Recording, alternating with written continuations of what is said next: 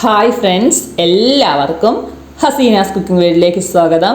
നമുക്കൊന്നൊരു Onam special അവിയലിൻ്റെ recipe നോക്കിയിട്ട് വരാം കേട്ടോ. എല്ലാവർക്കും അറിയായിരിക്കും, എന്നാലും എൻ്റെതായ രീതിയിൽ ഞാനിത് എങ്ങനെയാണ് തയ്യാറാക്കിയെടുക്കാൻ നോക്കിയിട്ട് വരാം.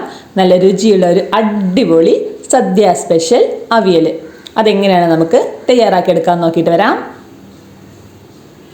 അതിനായിട്ട് ഞാനിവിടെ വെജിറ്റബിൾസൊക്കെ ഒന്ന് കട്ട് ചെയ്ത് വെച്ചിട്ടുണ്ട്. ഒരു ചെറിയൊരു പീസ് ചേന, ഒരു തുണ്ട് ക്യാരറ്റ് ഇതുപോലെ നീളത്തിൽ അരിഞ്ഞത്, മുരിങ്ങക്കായ, കുമ്പളങ്ങ, ഒരു 2-3 കൊത്തവര ഇതുപോലെ നീളത്തിൽ അരിഞ്ഞത്, ഒരു പീസ് വാഴയ്ക്ക എല്ലാം ഒന്ന് കട്ട് ചെയ്ത് വയ്ക്കാം കേട്ടോ. ഇനി നമുക്കൊരു മൂടി തേങ്ങ ആവശ്യമായിട്ടുണ്ട്. അതിലേക്ക് ഒരു 5-6 ചെറിയ ഉള്ളി, 1 ടീസ്പൂൺ അളവിൽ ചെറിയ ജീരകം, ഒരു 3 പച്ചമുളക്. ഇത് ഇനി നന്നായിട്ടൊന്ന് ചതച്ചെടുത്ത് കൊണ്ടുവരണം കേട്ടോ. നല്ലപോലെ അരയരുത്, ചതച്ച് വേണം എടുക്കാനായിട്ട്.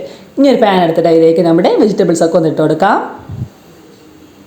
ഇനി ഇതിലേക്കൊരു 1/2 ടീസ്പൂൺ അളവിൽ മഞ്ഞൾപ്പൊടി അതുകൂടെ ഒന്ന് ചേർത്ത് കൊടുക്കാം. ഒരു 3/4 ടീസ്പൂൺ അളവിൽ ഉപ്പ് അതുകൂടെ ചേർക്കാം. 1 ടീസ്പൂൺ അളവിൽ വെളിച്ചെണ്ണ അതുകൂടെ ഈ സമയത്ത് ഒന്ന് ചേർത്ത് കൊടുക്കാം കേട്ടോ. എന്നിട്ട് നമുക്ക് നല്ലപോലെ ഒന്ന് മിക്സ് ആക്കിയിട്ട് ഒരു 5 മിനിറ്റ് ഈ ഒരു എണ്ണയിലിട്ടിട്ട് നന്നായിട്ടൊന്ന് വഴറ്റിയെടുക്കാം കേട്ടോ. അപ്പോൾ നല്ലൊരു ടേസ്റ്റ് ആയിരിക്കും കേട്ടോ ഈ ഒരു റെസിപ്പിക്ക് ഉണ്ടാവുക. നന്നായിട്ടൊരു മിക്സ് ആക്കിയിട്ട് നമുക്കൊരു 5 മിനിറ്റ് അടച്ചു വെച്ച് വേവിക്കാം.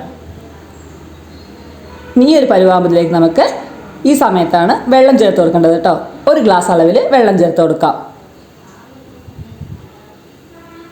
നല്ലപോലെ മിക്സ് ആക്കിയിട്ട് നമുക്കിതിലേക്ക് അടച്ച് വെച്ച് ഒരു 5 മിനിറ്റ് കൂടെ വേവിച്ചെടുക്കാം. ഏകദേശം കഷ്ണമൊക്കെ വെന്ത് വരുമ്പോൾ കുറച്ച് കറിവേപ്പില അതുകൂടെ ചേർത്ത് കൊടുക്കാം. ഇനി ഇതിലേക്ക് നമുക്ക് അരച്ച് വെച്ച തേങ്ങ അതുകൂടെ ചേർത്ത് കൊടുത്തിട്ട് നന്നായിട്ടൊന്ന് മിക്സ് ആക്കിയെടുക്കാം.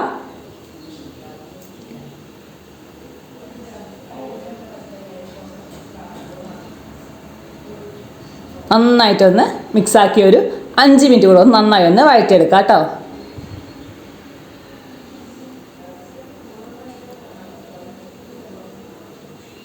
നല്ല രുചിയായിട്ടോ ഈ റെസിപ്പിക്ക്.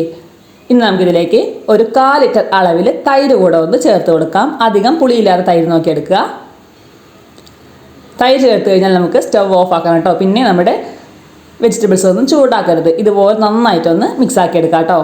തൈരും ആ വെജിറ്റബിൾസൊക്കെ കൂടെ നന്നായിട്ടൊന്ന് മിക്സ് ആകുന്നവരൊന്ന് നന്നായിട്ടൊന്ന് ഇളക്കിയെടുക്കാം. ഇനി ഇതിലേക്ക് ഫൈനലായിട്ട് കുറച്ച് കറിവേപ്പിലയും ഒരു ടീസ്പൂൺ അളവിൽ വെളിച്ചെണ്ണ അതുകൂടെ ചേർത്ത് കൊടുക്കാം.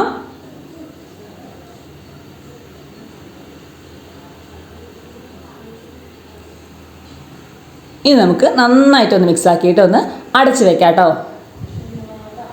നമ്മൾ ടേസ്റ്റി ആയിട്ടൊരു അടിപൊളി അവിയൽ റെഡിയായി കിട്ടിയിട്ടുണ്ട് കേട്ടോ. ഇതുപോലെ തന്നെ നിങ്ങൾ എല്ലാവരും ഒന്ന് ട്രൈ ചെയ്ത് നോക്കണം. നല്ല ടേസ്റ്റാണ്.